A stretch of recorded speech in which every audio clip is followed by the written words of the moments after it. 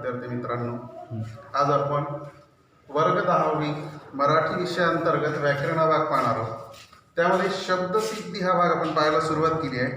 पहा, शब्दसिद्धी कशाला म्हणतात, तर हा जो भाग आहे शब्दसिद्धीचा, हा आपल्याला आपली जी बोर्डाची कृतीपत्रिका आहे, या कृतीपत्रिकेमध्ये विभाग 4 असतो आणि विभाग 4 मध्ये अ नंबर हा व्याकरण कृती असतो.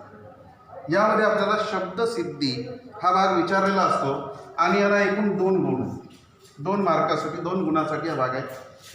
या शब्दसिद्धी म्हणजे काय आपण पाहिलं, शब्दसिद्धीचे 2 प्रकार पाहिले त्याच्या आधी. सिद्ध शब्द आहे, साधित शब्द आहे.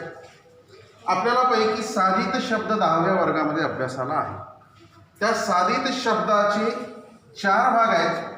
उपसर्ग घटित शब्द, प्रत्यय घटित शब्द, सामासिक शब्द आणि अभ्यस्त शब्द, अशी 4 भाग आहे. पैकी वरील 3 भाग आपण पाहिले. आज आपण अभ्यस्त शब्द याविषयी माहिती पाहणार आहोत. काय आहे अभ्यस्त शब्द पहा. अभ्यस्त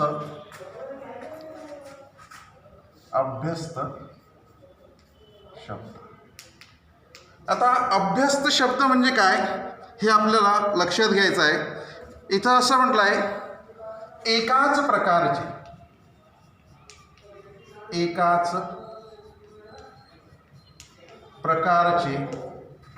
लक्ष द्या व्याख्येवर, एकाच प्रकारचे 2 शब्द एकत्र येणे,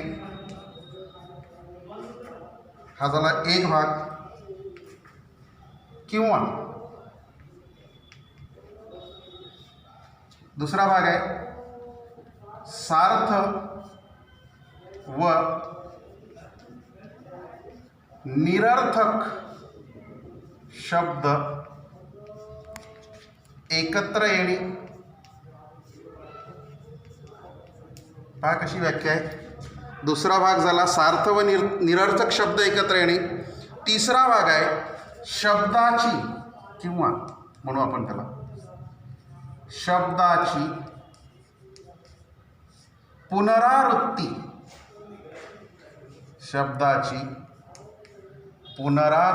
होणे, म्हणजे अभ्यस्त शब्द होय. अभ्यस्त शब्द होय. लक्षात घ्या व्याख्या काय म्हटलं आहे. व्याख्येमध्ये असं म्हटलेलं आहे, एकाच प्रकारचे 2 शब्द एकत्र येणे.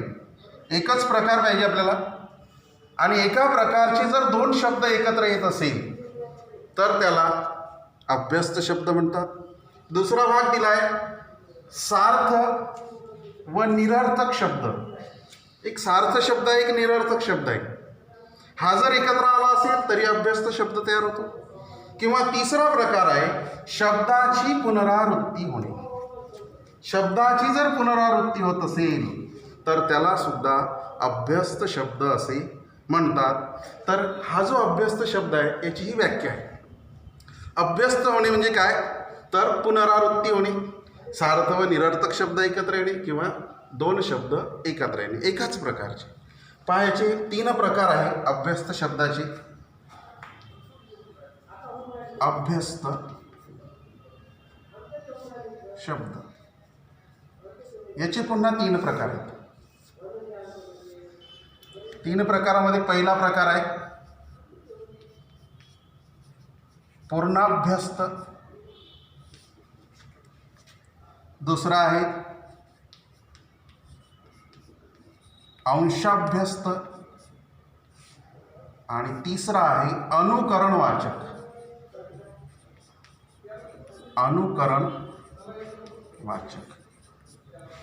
3 प्रकार आहेत इथं अभ्यस्त शब्दाचे. पहिल्या याच्यामध्ये दिला आहे पूर्णाभ्यस्त, दुसरा आहे अंशाभ्यस्त आणि तिसरा आहे अनुकरणवाचक. आता एक एक शब्द आपण पाहायला सुरुवात करू. त्यापैकी पहिला शब्द घेऊ आपण पूर्णाभ्यस्त शब्द. पूर्णाभ्यस्त शब्द पहा काय म्हटलेलं आहे पूर्णाभ्यस्त शब्दामध्ये,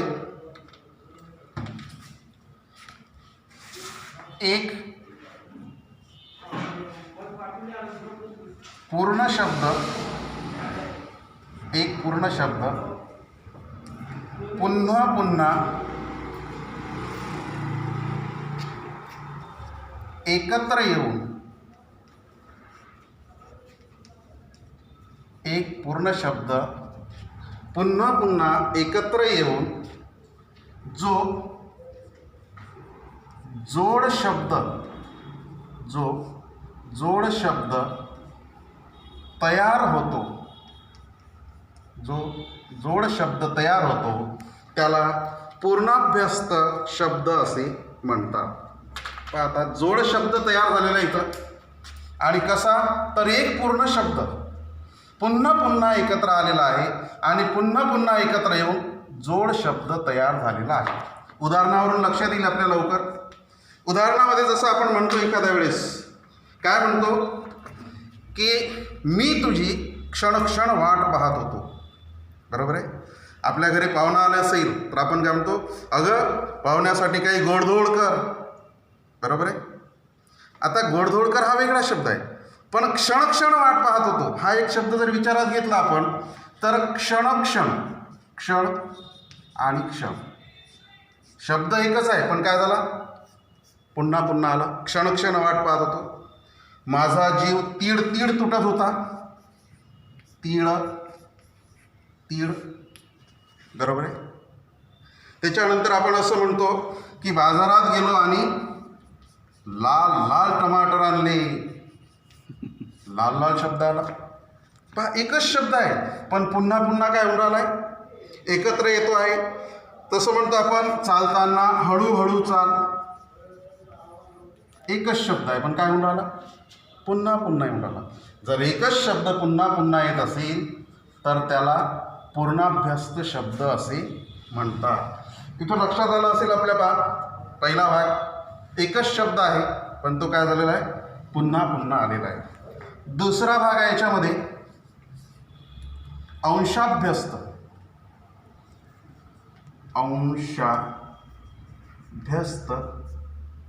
शब्द. अंशाभ्यस्त शब्दामध्ये काय म्हटलंय, व्याख्या थोडी मोठी आहे, थोडक्यात लिहितो मी. काही वेळा शब्द वापरलाय. काही वेळा काय होतं, हा शब्द तसाच न येता, शब्द तसाच न येता काही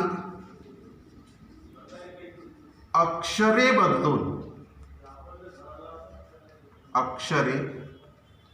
बदलून येतो.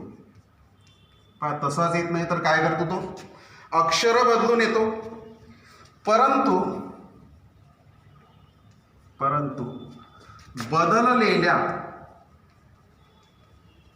बदललेल्या अक्षरांना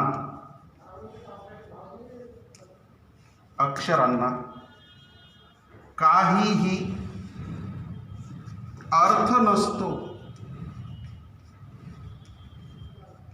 काही अर्थ नसतो. व्याख्या पुढे पाहू आणखीन इकडे. असं म्हणतो आपण काही अर्थ नाही. तो शब्द स्वतंत्रपणे उपयोगात येत नाही. थोडक्यात असं म्हणू शकतो आपण याला, केवळ निरर्थक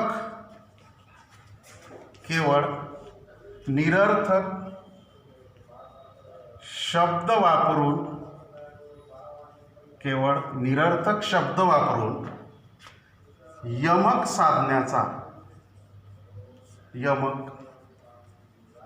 साधण्याचा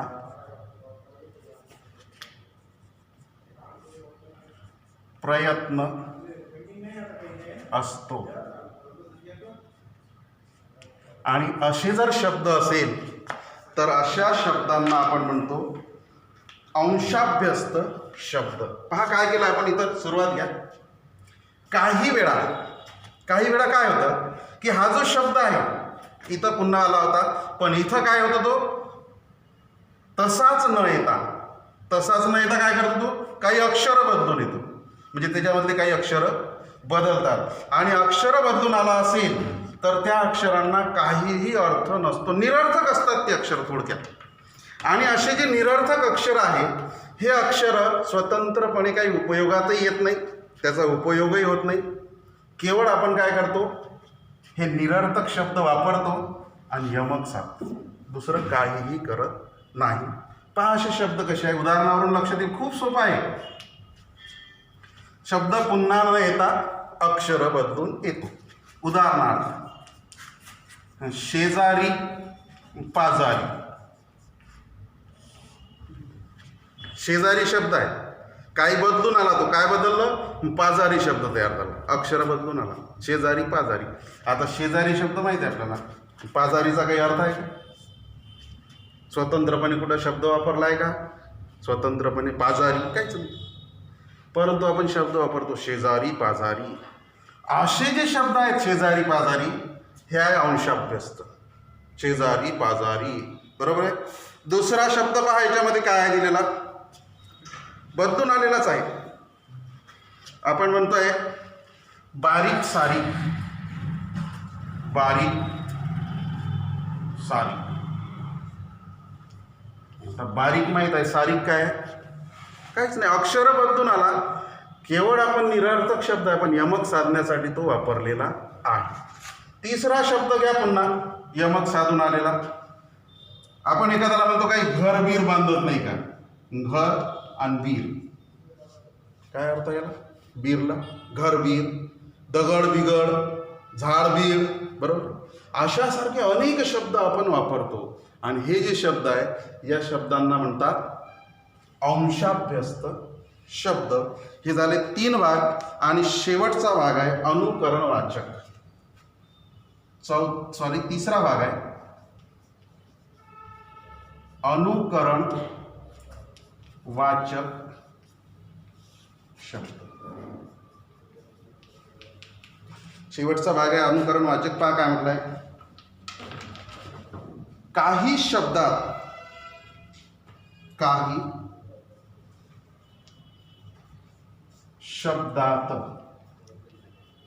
काही शब्द असे आहेत की ज्या शब्दात ध्वनिवाचक शब्दाची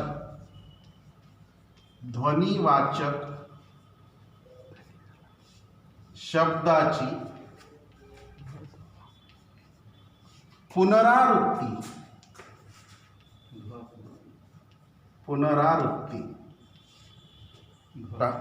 काही शब्दात ध्वनिवाचक शब्दांची पुनरावृत्ती होते. असे जे शब्द असतात ध्वनिवाचक शब्द आहे, थोडंसं चुकला होता माझा इथं, लक्षात घ्या. ध्वनिवाचक शब्दाची पुनरावृत्ती होते. अनुकरणवाचक शब्द पाहतोय, काही शब्दात ध्वनिवाचक शब्दाची पुनरावृत्ती होते आणि असे जर शब्द असेल तर त्या शब्दांना काय म्हणतात, अनुकरणवाचक शब्द. पहा इथं काही शब्द दिले आहे, जसं ढगांचा गडगडाट म्हणतो आपण. उदाहरणार्थ गडगडाट,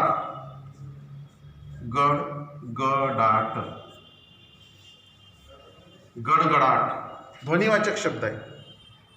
कडकडाट, कडकडाट. झऱ्याचा प्रवाह कसा आहे, तर झुड. यासारखे जे शब्द असतात हे ध्वनिवाचक आहे, परंतु याचं काय झालेलं आहे, पुनरावृत्ती झाली आहे शब्दाची. पुनरावृत्ती म्हणजे गडगडाट, कडकडाट, झुळझुळ अशा प्रकारचे जे शब्द आहेत त्यांना अनुकरणवाचक शब्द असे म्हणतात. तर पहा इथे लक्षात घ्या, आता आपण काय पाहिलंय, अभ्यस्त शब्द पाहिलाय, इकडे लक्ष द्या. आपल्याला परीक्षेमध्ये अभ्यस्त शब्द म्हणूनच विचारला जातो. आपल्याला याचे प्रकार सरळ सरळ विचारत नाही. या तीनपैकी, हे जे तीन आहे, पूर्णाभ्यस्त, अंशाभ्यस्त आणि अनुकरणवाचक, या तीनपैकी कोणत्याही एका भागावरचा शब्द आपल्याला परीक्षेत येतो, स्वतंत्र येत नाही. कोणत्याही भागातला जरी प्रश्न आला असेल, शब्द आला असेल, तर त्याला अभ्यस्त शब्द म्हणूनच लिहावे. मग इथला आला असेल, एक क्षण आला असेल तरी तो अभ्यस्त आहे, शेजारी पाजारी आला असेल तरी तो अभ्यस्तमध्येच घेतो, आणि गडगडाट आला असेल तरी तो सुद्धा अभ्यस्त शब्दच आहे.